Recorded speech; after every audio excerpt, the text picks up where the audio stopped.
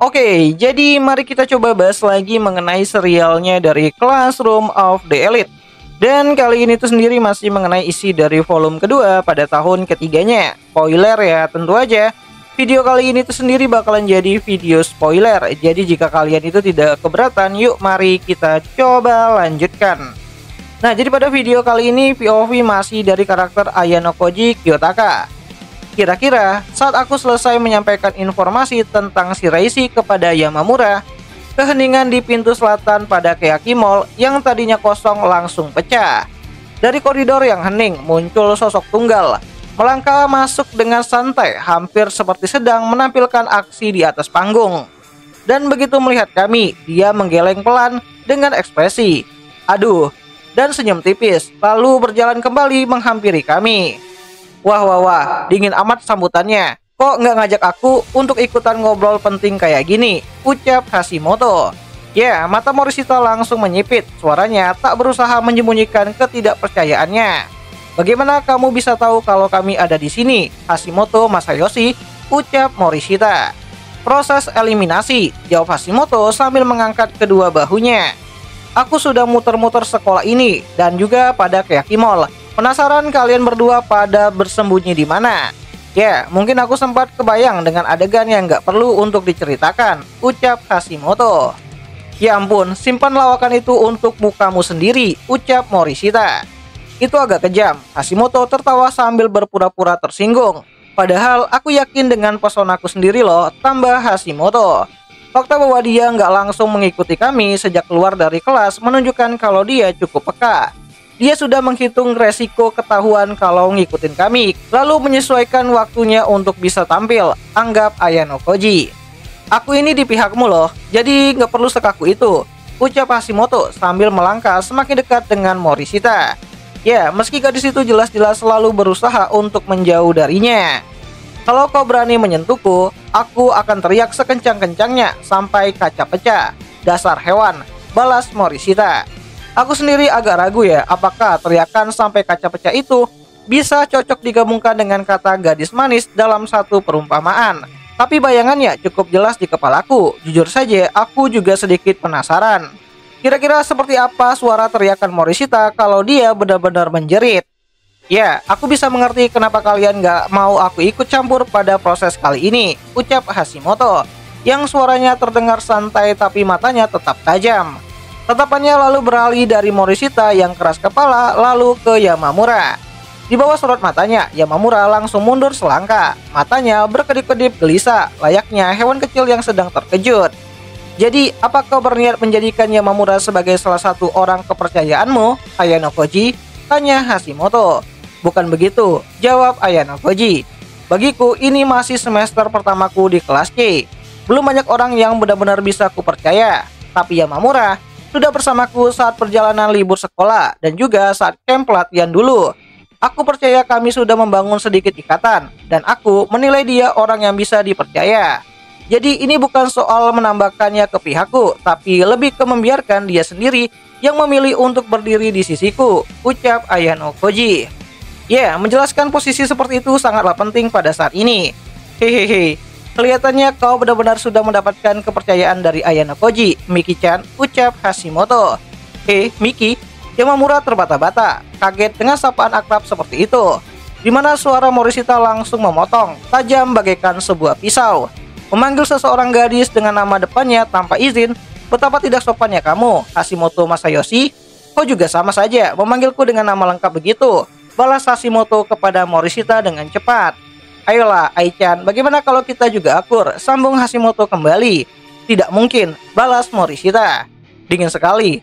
Apa yang harus kulakukan supaya kau bisa percaya padaku? Tanya Hashimoto. Kepercayaan itu tidak bisa dibangun dalam satu hari. Dalam kasusmu, mungkin lebih tepatnya dibilang butuh bertahun-tahun untuk membangunnya. Tapi hanya butuh 1 detik untuk menghancurkannya. Di mana Morishita mengatakan hal tersebut sambil mengarahkan telunjuknya tepat di depan wajah Hashimoto. Gerakannya setajam kata-katanya. Kalau Ayano Koji tidak mau membelaku, paling tidak Miki-chan akan apa? Hashimoto berkedip bingung. Dalam sekejap perhatian Hashimoto teralihkan oleh kata-kata Morishita. Dan di saat yang bersamaan, Yamamura sudah menghilang lagi. Yamamura pergi seperti setenang salju yang jatuh. Seperti yang kuduga, keturunan ninja, kata Morishita dengan senyum penuh arti. Bakatnya jelas sudah melampaui zaman, sambung Morishita kembali. Ya, aku cukup yakin dia tidak punya leluhur ninja sama sekali. Anggap Ayano Koji. Aku juga akan pulang, tambah Morishita sambil berbalik badan. Dan jangan coba-coba untuk mengikutiku, tegas Morishita kembali kepada Hashimoto. Tenang saja, ucap Hashimoto, yang lalu berbalik padaku dengan senyum miring. Satu-satunya orang yang akan kuikuti hanyalah kau, Ayano Koji, ucap Hashimoto. Turut berduka, ucap Morishita kepada Ayano Koji sambil menoleh sekilas. Ya, tanpa berjalan ke Keyaki Mall, Morishita justru berbelok dan terus menyelusuri jalan. Jelas-jelas dia langsung ingin pulang.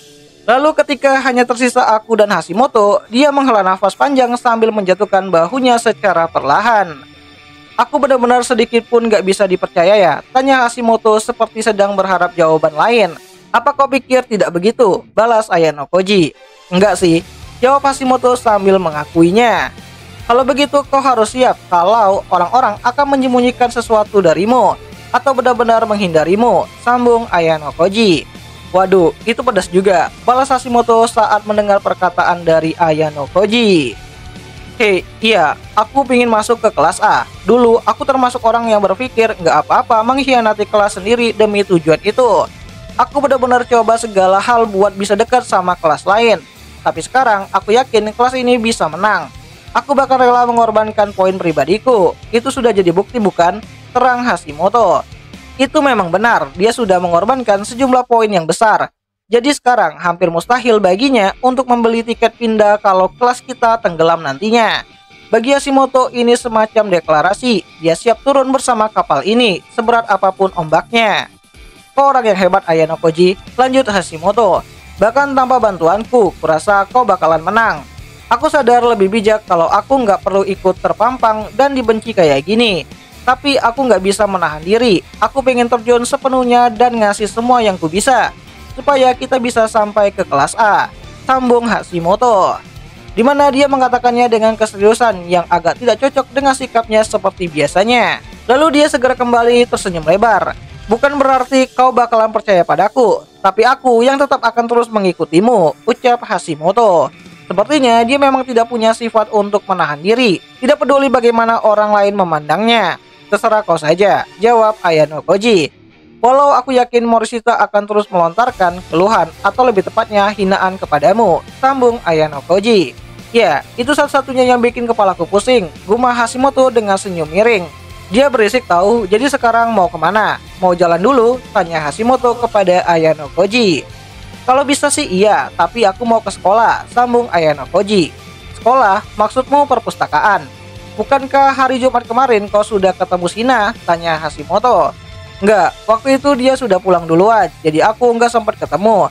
Jadi ini semacam usaha ulang, balas Ayano Koji. Begitu ya, nada suaranya terdengar tipis dan agak mencurigakan.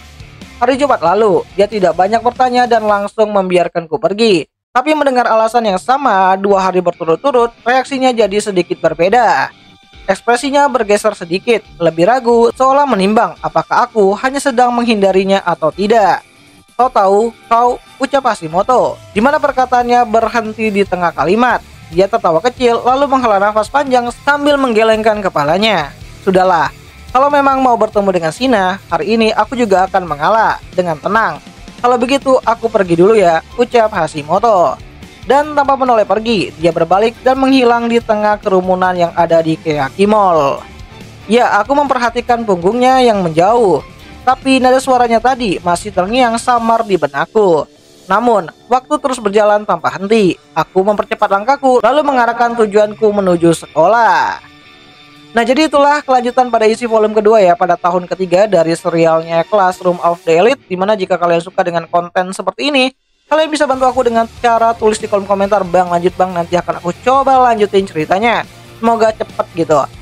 Dan ya, akhir kata itu aja lah dulu mengenai video singkat kali ini. Dan jika ada yang salah aku minta maaf, dan sampai jumpa ya di pembahasan anime yang lainnya. Jenny.